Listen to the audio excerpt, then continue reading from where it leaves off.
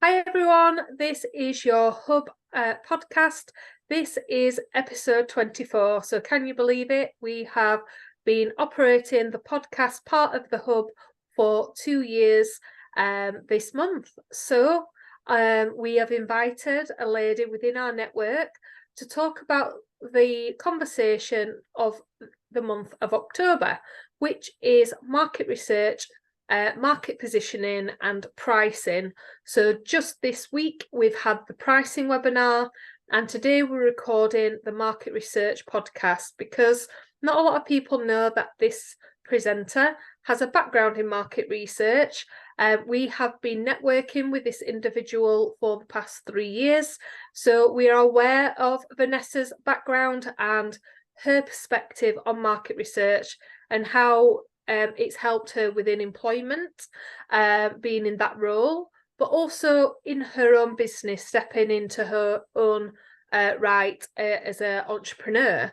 And our hub and our listeners are a mix of business professionals and entrepreneurs. So I thought she would be the perfect business to share her insight today. So without further ado, let's invite her onto the podcast. So welcome, Vanessa Mary. Do you just want to introduce yourself to our listeners, please? Yes, thank you, Zoe, and thank you again for the opportunity to be here. So my name's Vanessa Mary, and I'm the founder of the Nutrition and Lifestyle Hub, which is the UK's premier nutrition and lifestyle hub, where I am working with women to give them access to resources, information, connect with each other, and obviously make sure that they feel that if they need extra support with their nutrition and other aspects of their lifestyle, which is health and well-being, we cover quite a bit in the hub, to be fair, that we can be a community where a woman feels connected and feels that she can reach out to other women who care, and men actually, because we've got men experts as well.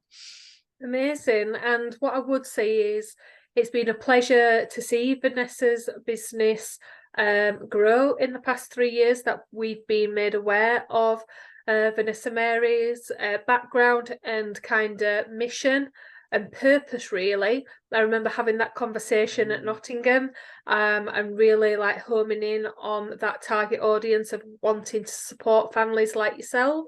And you may be thinking, listeners, well, what has this got to do with market research? But do you just want to explain a little bit about your background, please, to put everyone in the picture of why I think you're the best person for the job? Okay, well, I'm going to answer the question first. What's this got to do with market research? The number one thing I feel, Zoe, is I was always clear about my target market. Yeah. So once you have that clarity of where are you positioning yourself, then it really helps you to know that the products and the services that you are going to bring into your business, whether it's going to be a good fit or not for your audience. Yeah. And then this is where we get talking about market research. So yes, you did introduce my background. Not many people know. So if you do know me from networking, you're probably not aware that I have been employed doing market research in a number of different capacities and also consultation. So asking questions, evaluating information, looking at statistics has been a big part of my professional life. And I really buzz off that, actually. It is, and a lot of people don't realize that about your background, and it's the power of one-to-ones. I'm sure our listeners will agree if they're a business audience, and what you can find out in them one-to-one conversations.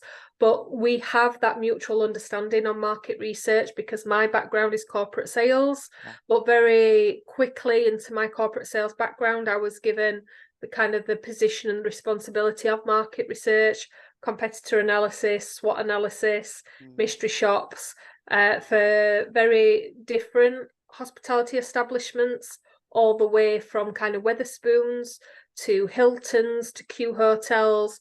And then I apply that skill set within BizSpace, and it just seemed organic to apply that to our services for Ask Zoe. But you know, you don't know unless you ask about the person and get to know about their background in a little bit more detail.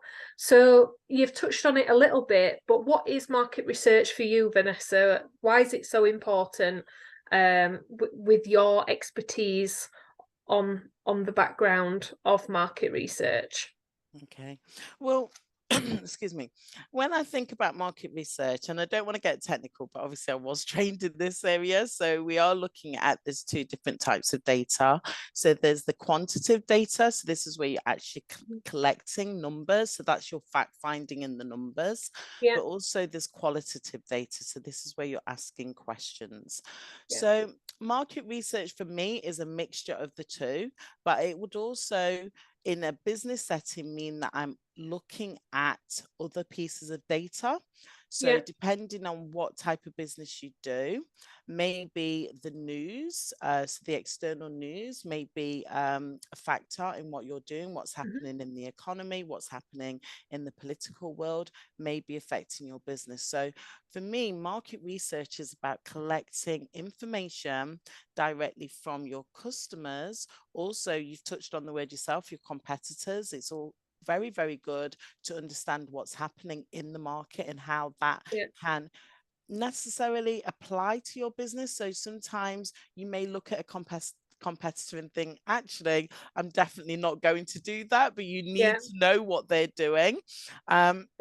And like I said, collecting information from external sources, which may be the news, publications, research papers, research articles, and that type of thing. So it's a mixture, really. Yeah, I agree. And a lot of conversations I have within business is maybe the lack of understanding that it comes in two areas, because we've had a conversation recently in reference to market research in terms of data. And we'll always say to that business, there are companies that can get you quantity a lot quicker than a market research specialist can. A market research specialist for me is better asking the right questions to get the adequate and fair response from your customer, whether that's be internal customers or potential customers in your target audience. That's more where kind of my specialism comes in. Data and quantity, I normally partner with a data collection specialist or those that can collate that data and send out emails much quicker, much faster than myself, and I've already collated, them email addresses. Whereas myself with market research, it's much more about the quality of the answers we get by the questions we provide. So how did you get into market research? I know it's in corporate background, but I'm interested to know how you got into it. Well, thank you. It wasn't intentional. I did my first degree and I was in a little bit of like, I would say like no man's land, like what was I going to do with my life? And there was an opportunity here in Nottingham to do a postgrad certificate in research studies. I think it was research methodology or something like that. And it was a really good course. And there's so many times right now, I mean, we are talking probably 25 years later, that I am doing something that I will attribute to the learning that I picked up in that course. So because I went through that process, which gave me a little bit of a higher, more depth knowledge about how you do research design. So this is literally, talking to somebody, looking at their research project and designing the whole thing. So setting everything up, doing the research, doing the reports. If there was an evaluation as well, doing the evaluation. And it just meant that I was able to get into the public sector with that qualification. So my first professional job coming out of university was literally working for a regeneration company, where I was actually designing large scale consultation events and speaking to people and literally writing everything up, analyzing all those numbers, putting it into reports for the senior managers who said that they wanted to talk to people but probably didn't really want to talk to them. They just wanted the facts and the information.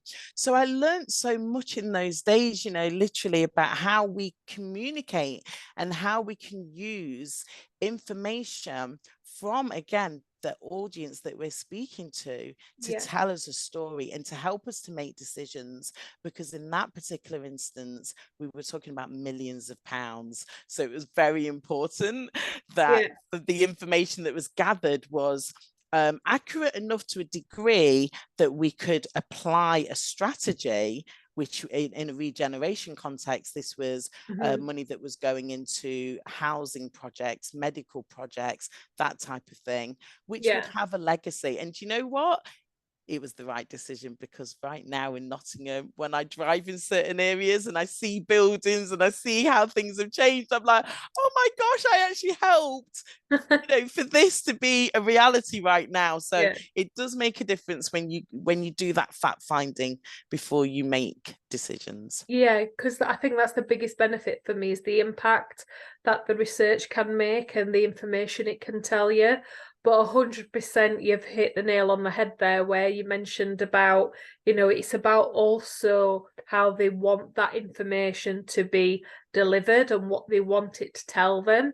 Some are interested actually in the impact, but some aren't. Some are interested in the quantity and the data side of it and what that does for their position potentially. For example, with what you provided with the public sector, priority. But to me, it's about impact. It always has been a bit about impact. So why the transition into your own business? What happened there? How did you transition from corporate research roles into entrepreneurship? Tell our listeners how that came about. Okay, so that story, it's an interesting one in the sense of, what you see me now doing nutrition and lifestyle. I'm one of these entrepreneurs that has tried different things. And, I ended up going into it ended up being event management, but I was doing more like consultancy work. So working with established consultants who were winning large it was research grants and evaluation grants, and so supporting them. So I was like a data analyst at one point. I've done loads of roles, and it just meant that I had an opportunity. I saw an opportunity to bring social entrepreneurs together with what we'd say ordinary entrepreneurs, so people who are working for a profit, to bring them together with people who were more like not for profit and the charity sector. So I did some work in that area. And I'm going to say the rest is history, really, because that was my first opportunity to do something entrepreneurial. So it was a training and networking and event management type business that I was running at that time. Well, the reason I want you to share that is because to share with our listeners that things can happen through opportunity. We can be in a particular role for a long period of time, and then we literally walk through a door and opportunities are presented that we weren't expecting. But I know that came down to research as well for yourself about which events to attend and how that came about.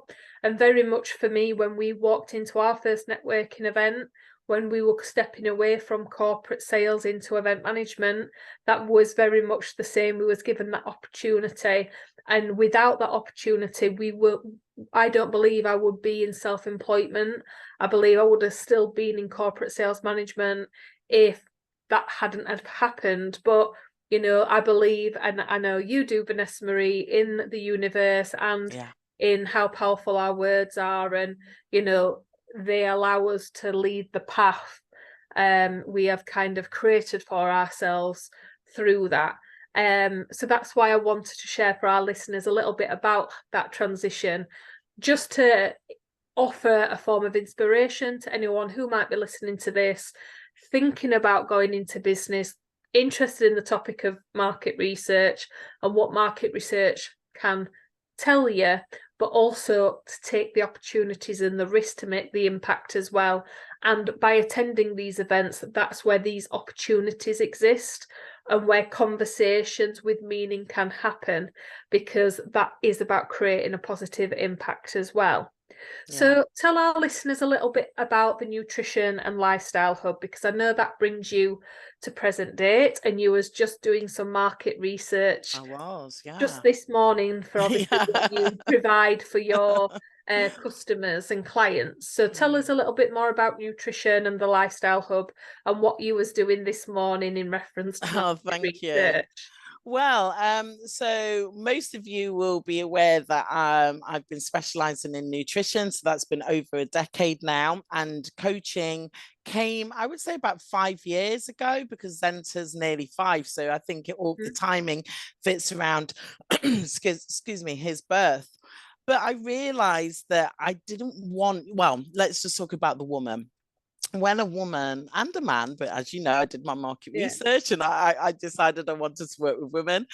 When most of us are looking for solutions for our health and well-being, we're looking for more than one service. So for me, nutrition was just one aspect of a person's transition. And I realized that even the coaching, you know, the way how I support women to seek clarity, it's mainly around, you know, their next step. So they maybe are on this journey of health and well-being, but they're realizing, no, I'm so powerful. I want to do more with my life. What can I do? And then we have a conversation around that.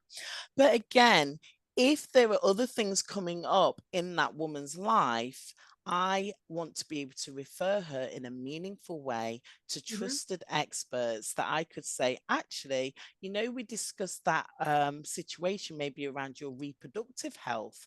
Definitely not my area. I know someone who could support you with that.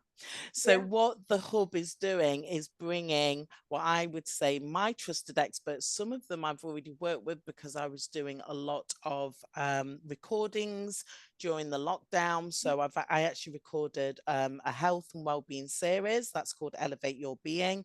So it's got so much information in there from, I think it's about 10 of us all together. We share different modalities, health modalities. And then I recorded another series last year, which was aimed at families. So we touched on health, wealth, and relationships. And I thought, gosh, all this information, how do we share this, you know, in a really meaningful way, but in a way that somebody can pick up knowledge at their own pace and also go back to knowledge as well, because, you know, sometimes we need to either read a book more than once or we need to listen to a message more than once. So that's literally what the Nutrition and Lifestyle Hub is providing. It's a online space where somebody can come in, they can look at video recordings. I obviously do my own sessions as well. So my sessions are around nutrition, spiritual growth, that type of thing. But then the good news is these experts are also able to deliver their sessions. So it's just a fantastic journey. And I'm very honored to have an opportunity to be a co-creator in this, because that's a word that I love. We're all co-creators in this manifestation. So yeah, it's very exciting. And market research, yeah. So I'm just getting ready to do another event after not being in the event space for over a decade. So there's a little bit of nervousness there, but you know, it's something that I really enjoy. And with my program, I really want this program to have so much impact. You know, it's so important then, you know, when somebody spends a day with you in a learning environment to gain knowledge from, again, speakers that you've brought into that room, that I personally, in my other events that I ran, I want them to come away with not just information, but things that they can literally apply into their business straight away. So it meant that even though I had an outline of my program and I know what I want to do, there was just some elements that I was like, not too sure about this. So I'm going to do some research and get some facts behind this and really put a little bit more weight to the message that we're creating. So again, information is always there. You need to know how to use the information and how you can apply that into your marketing. This is now where market research is supporting what I'm doing. Definitely, and it just shows that your skill set never really leaves you. Never. And like I say, some of us know how to do market research, some are aware of it, some are not interested in it. And I always say either of them options is fine with me, as long as it benefits you. So if you don't want to do market research and the business is still kind of going strong and like, you know, gravitating upwards on that growth chart, then absolutely you don't need to do it, because the results are representing themselves. However, I have seen the magnitude of what market research can do to them results. So I always try and at least encourage it. You know, if it's not from me, I always say in my one-to-ones, have a look at this, have a look in this area, speak to said person, because that's what it's about. That is research in itself. Main things actually that he said to me is, well, market research is difficult. I said, it's not if you just use the basics. And sometimes a basic can be a poll, it can be a questionnaire, it can be a one-to-one with a specific sector and industry you need that feedback from. You know, it's viable at the end of the day. It doesn't have to be complicated, it just has to be the right questions asked to help you solve the problem, as you know, Vanessa Mary's mentioned, or it has to, you know, improve something such as marketing strategy, positioning of your services, or if you need to know a little bit more about something on an information scale, then that is market research as well. So, you know, it can be used in multiple ways. Sorry, can I just add about the power of the telephone as well? Because some of the market research that I was doing, like real back in the day, was literally phoning people. Some of them, many of them were strangers, actually, when I think about the amount of telephone calls that I have had, and asking questions. So again, that was that rapport building, because you didn't have a device like, you know, Zoom definitely wasn't around. People weren't necessarily doing those one-to-ones, but it was a case of, you know, picking up the telephone, introducing yourself, just saying, do you mind if I ask you a few questions? I'm doing a bit of fact finding today. I'm from X company, or I would like to produce a report on X. And we were wondering if we was to produce this report, if it would be something that would be of interest to you. Do you mind if I ask you some questions, please? But you know, I appreciate that some people don't want to do market research and they should use services like yourself. I personally think that we should always be asking questions, because, you know, there's something about asking. We don't have to use technical terms like a survey. Yeah, we know from that position what we're doing there, but we can always get feedback from our existing customers to improve what we're doing. Now, I feel that maybe if it's a micro business or a small business owner, maybe they don't want to know, because it will be like a personal to them, you know, if they said, well, actually, you know, you left me waiting in the Zoom room for 5 minutes, or I purchased this service from you and, you know, you didn't deliver to the expectation, then you're going to know that it's about you. Now, how are you going to grow if you do not take that information objectively? You know, literally, I'm working in the emotional space as well. So I'm supporting people to manage their emotions. But in this regard, you know, let's take our emotions out of it and let's use our logical mind and actually say, you know, this information that's come through is so powerful. We cannot always have those singing and dancing. Like, yes, most of us are doing a brilliant job and we're getting those glorious, you know, testimonials. It's brilliant.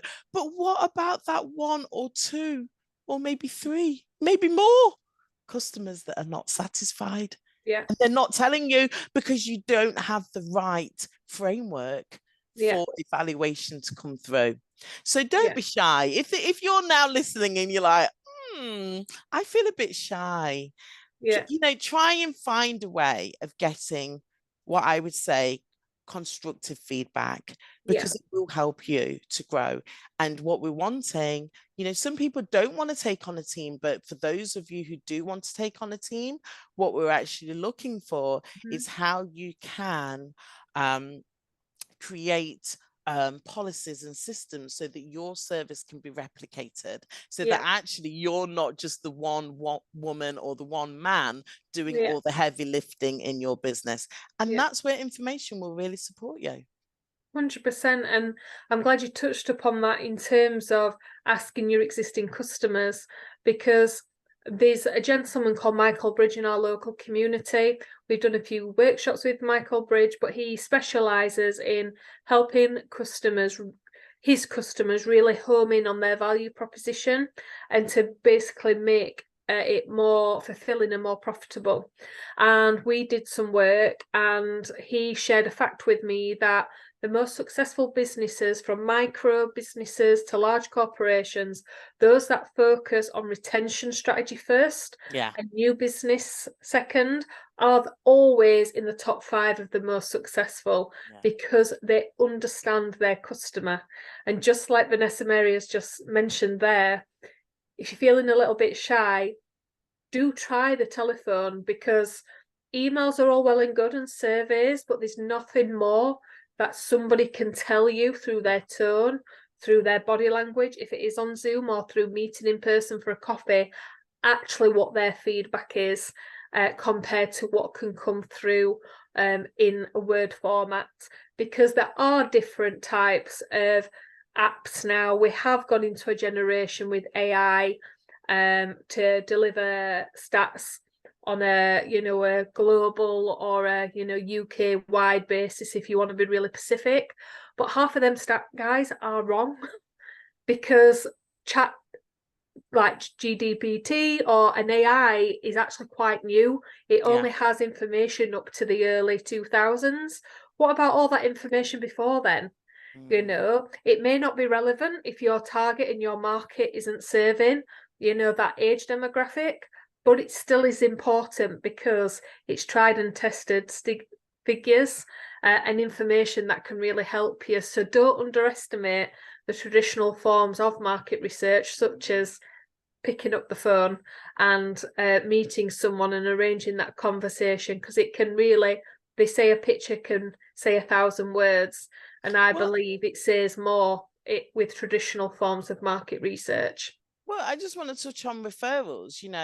Literally, yesterday I was told I was getting a referral, and it came through today, and the woman then clarified who had recommended her. And a workshop that we're going to run in the Nutrition and Lifestyle Hub, we've already had referrals into that. But the reason why I'm saying that is because with those particular women, I haven't necessarily surveyed them, but I'm just saying that in terms of customer feedback, the type of work that I do get to have a lot of conversations. So you can, like you said, you can pick up from people's body language if they're generally satisfied with what you're doing. Now, yes, it is time to survey. I mean, that particular referral has come from my Zumbini classes. So that's the children's activity class that I run here in Nottingham. And it is definitely time to survey those women. I mean, I do get a high turnover in terms of if the child is past 4, then obviously they're going to move on. But some of these mums have got younger children, so I'm hoping that they'll stay with me. Back to the retention. I want them to stay, because why? It's so easy to keep a customer rather than spend money to go and get a new one. It is, guys. It's do the research. It's about working smarter and harder.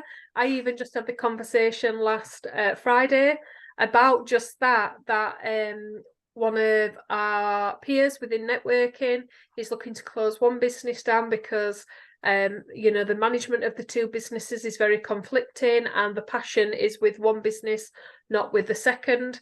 But bless her heart, she's keeping that business open because she has looked after a generation of people within one family, and there's one more person to go that needs her support and services. So she is literally keeping the business open to ensure that she can fulfill that cycle and that retention, because that is what's important to her. Yeah. She's made that promise and she wants to deliver that. So guys, it pays to do your research. This is the reason we're so passionate about it, and why we've invited Vanessa Mary to come along and share her perspective. So you're not just listening to me going on beating my drum about market research and how this can help benefit your business. I promise you it can. So it's just about deciding what is the right research for you and what it can provide and the impact that it can deliver upon.